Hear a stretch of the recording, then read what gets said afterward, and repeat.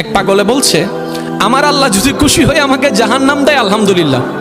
এবার শিক্ষিত সমাজ যারা আমাদের মতো কিছু আছে না, বেশি পণ্ডিত, এবার যাই বলতেছে সবাই চাই জান্নাতে যাইতে, এই পাগলে চাই জাহান্নামে যাইতে।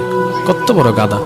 পাগলে মুস্কি হেসে বলে যায়, হ্যাঁ ঠিকই বলছেন, আপনাদের মতো সুস্থ আমি হতে চাই না, এই পাগলেই থাকতে চাই। এবার তাদের একটু টনক লড়লো, কয় কেন? সবাই চাই জান্নাত, তুমি চাচ্ছ জাহান্নাম। বলে যে ভাইয়ারা, আপনারা মনে হয় আমার কথাটা খেয়াল করেন নাই, আমি বলেছি আমার রব যদি খুশি হয়ে,